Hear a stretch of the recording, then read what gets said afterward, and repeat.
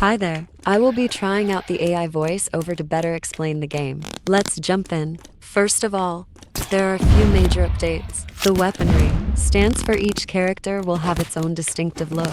For example, Echo, with her narrow shoulder width, will feature a unique idle stance and movement animations that embody a feminine bearing. If she wields a battle axe, she might grab it with both hands and lower it, while other characters like the barbarians could opt to rest the battle axe on their shoulder using just one hand.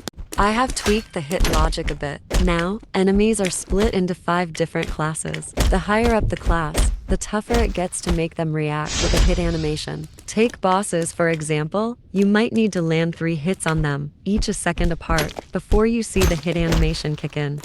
Regular minions will always show a hit animation, and when it comes to headshots, they'll very likely trigger a hit animation, but different classes or characters might have their own unique response animations.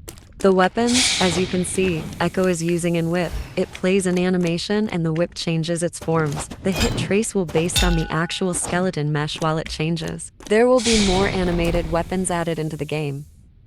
Let's talk about combat controls. There will be 3 methods to direct your attack animations. The first involves targeting the enemy, which keeps your focus on them and ensures you're always facing in their direction. The trade-off here is that the close-up camera view can make it a bit challenging to spot enemies behind or beside you. Next up, the second approach involves using movement inputs to dictate the direction you're aiming for. However, keep in mind that your character's agility and strength will influence how quickly you can turn, and there are specific points within the animation where rotation is possible. For instance, the animation must incorporate some form of movement to facilitate rotation. Stationary attacks won't be subject to rotation.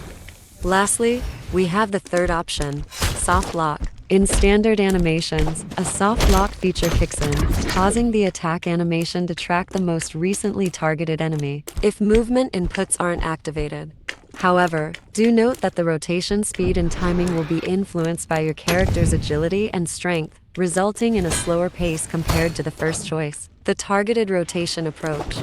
Here are a few minor updates that have been implemented. If you rewind the video to its initial second, you'll notice a few background objects soaring through the sky. For headshots, there is an UI notification. When you hit an enemy, the skull icon is white. If you take a hit from an enemy, the skull icon will be to red. Landing hits on an enemy a few times within a short amount of time will trigger an execution window. AI opponents will now react differently to range damage. For instance, if you strike them with an arrow, they might retaliate by firing back with a projectile. Explosive damage will now prompt an actual physical ragdoll animation. The blink ability has been adjusted to hinge on how long you hold down the input key. The longer you press and hold, the further your character will dash.